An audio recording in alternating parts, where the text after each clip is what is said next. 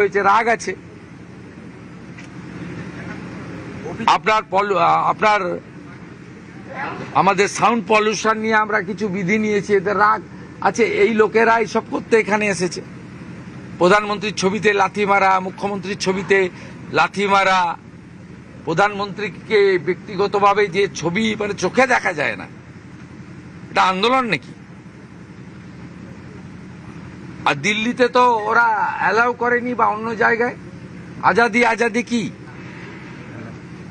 এবং কেউ কেউ তো ন্যাশনাল ফ্ল্যাগটাই ধরতে জানে না, উল্টো দিকে ধরে রেখেছিল। এরা কেউ আন্দোলনের লোক নয়, ছাত্র নয়, এরা গুন্ডা দমন আইনে ব্যবস্থা হবে। গতকাল বিধানসভায় যা বলেছে ওটাই ফাইনাল।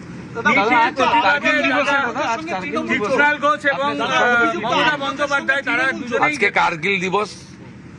কার্গিল দিবসে যারা শহীদ হয়েছে আমাদের ভারত মাতাকে সুরক্ষিত রাখার ক্ষেত্রে, তাদের স্মরণ করার দিন।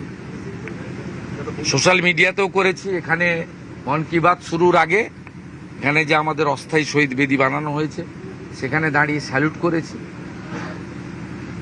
তাদের সমস্ত বিদেয়ী আত্মার অমরত্ব প্রার্থনা করি, এবং অটল বিহারী বাজপেয়ীজির নেতৃত্বে ভারতবর্ষকে সুরক্ষিত রাখা এবং বিদেশি শক্তিকে পরাস্ত করার যে ঐতিহাসিক বিজয় ঘটেছিল, সেই দিন আজকের দিন। গোটা দেশ শ্রদ্ধার সঙ্গে শহীদদের স্মরণ করছে এবং গর্বের সঙ্গে কার্গিল বিজয় দিবস পালন করছে। 2026 এক্সামিনেশন বিল পাস হতে চলেছে লোকসভায়, তাতে প্রশ্ন ফাঁস সংক্রান্ত যে এই এত ঘটনা ঘটছে, শাস্তি জরিমানা উভয়ই হবে, কড়া বিল আনছে কেন্দ্রীয় সরকার। সোমবার পেশ হবে এই বিল লোকসভায়। দেখুন, নরেন্দ্র মোদীজি বরাবর এসব বিষয়ে জিরো টলারেন্সের নীতি নিয়ে চলেন, এবং আন্দোলনকারীরা তার প্রতি আস্থা রেখেছেন এবং তিনি ব্যবস্থা নিচ্ছেন,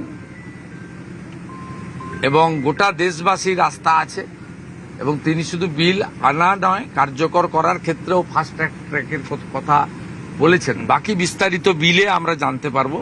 বিল প্লেসের আগে, অনুমোদনের আগে এর থেকে বেশি কিছু বলা কোনো মুখ্যমন্ত্রী উচিত নয়। নিটের প্রতিবাদে কুণাল ঘোষ, মমতা বন্দ্যোপাধ্যায় প্রতিবাদ মিছিল করেছিলেন। আপনাদের সঙ্গে তৃণমূলের যোগ পাওয়া গেছে।